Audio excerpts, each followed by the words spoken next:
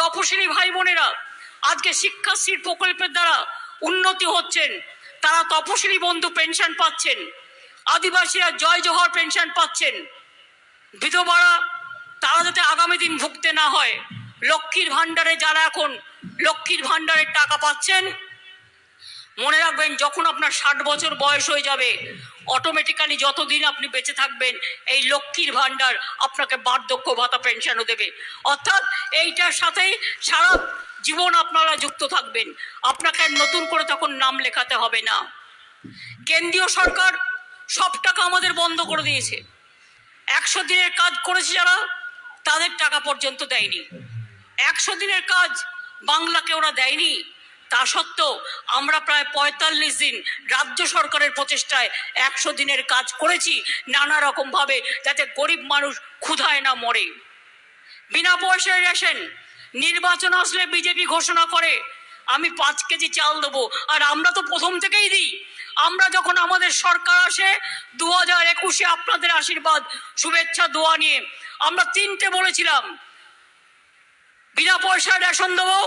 সেই রেশন চলছে কি চলছে না? নতুন করে আপনারা দেবেন কি? আমরা তো চালাচ্ছি। 2 স্বাস্থ্যসাথী কার্ড দেবো, দিয়েছি। 3 লক্ষ্মীর ভাণ্ডার করব, করেছি। আমরা বলেছিলাম স্মার্ট কার্ড দেবো স্টুডেন্টদের, আমরা স্মার্ট কার্ডও দিতে শুরু করেছি। ক্লাস 9-এ উঠলে সবুজ সাথীর সাইকেল পায়, ক্লাস 12-এ উঠলে স্মার্টফোন পাচ্ছে। জানুয়ারির মধ্যে সাইকেল দেওয়া কমপ্লিট হয়ে যাবে এবছরে, আর স্মার্টফোনও তারা পেয়ে যাবে জানুয়ারির পর থেকে ফেব্রুয়ারির মধ্যে। স্মার্টফোন 12 ক্লাসের ছেলে মেয়েরা পেয়ে যাবেন। এই কাজগুলো আমাদের চলছে। আজকে মৎস্যজীবী থেকে শুরু করে কৃষকদের আমরা 10,000 টাকা করে এক্সট্রা দিই প্রতি বছর। শস্য বিমার জন্য কৃষকদের টাকা লাগে না, জমি মিউটেশন করতে গেলে কৃষি জমি টাকা লাগে না। কৃষকদের জমি জলে ভেসে গেলে, বন্যায় ভেসে গেলে, পোকায় কামড়ালে মনে রাখবেন তাদের ইন্স্যুরেন্স যে করা আছে তার টাকা কে দেয়? বছরে প্রায় 1000 কোটি টাকা করে আমরা দিই রাজ্য সরকারের পক্ষ থেকে। অথচ দেখুন 100 দিনের কাজের টাকা বন্ধ করে দিয়েছে, বাংলার বাড়ি যোজনার টাকা বন্ধ করে দিয়েছে, বাংলার গ্রামীণ রাস্তা টাকা বন্ধ করে দিয়েছে।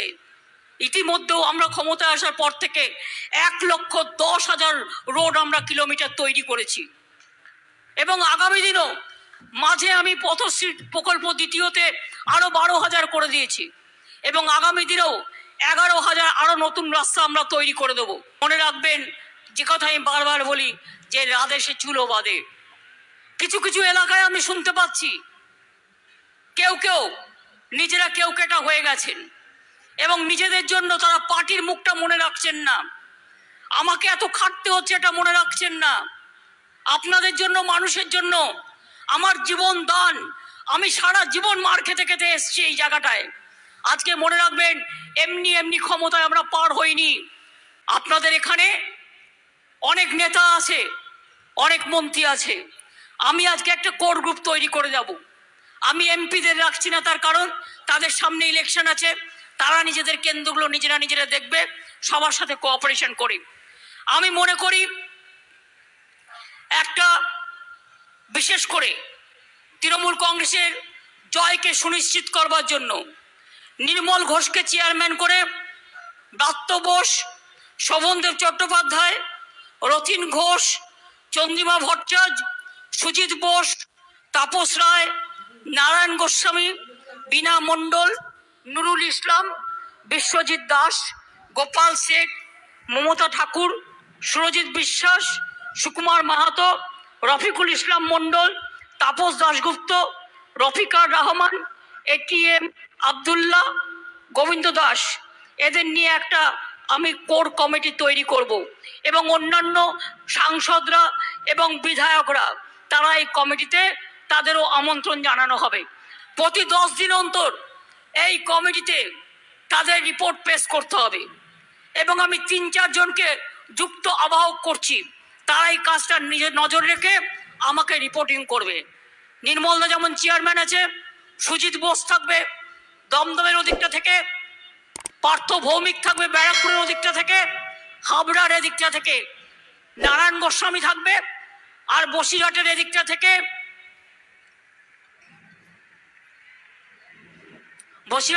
কাকে দেবো? নুরুলের শরীর খারাপ আর ওর যে লোকটা আছে বদমাশি করে, আমার কাছে সব খবরই থাকে। আমার মনে হয় এটা বসিরহাটটাও সুজিত দেখবে, দমদমার বসিরহাটটা সুজিত দেখবে, বাদ বাকি এই তিনজন দায়িত্বে নিয়ে বাদ বাকিগুলো দেখবে এবং তারা নজর রাখবে, কাজের সময় কাজ করবে এবং আমাকে টাইম টু টাইম রিপোর্ট দেবে। এই উত্তর চব্বিশ পরগনা জেলার 4টে সিটেই নজর রাখবেন, বাইরে থেকে কোনো লোক ঘোরাঘুরি করছে কিনা। 5টা হবে। হ্যাঁ, বনগাঁও আছে 5টা।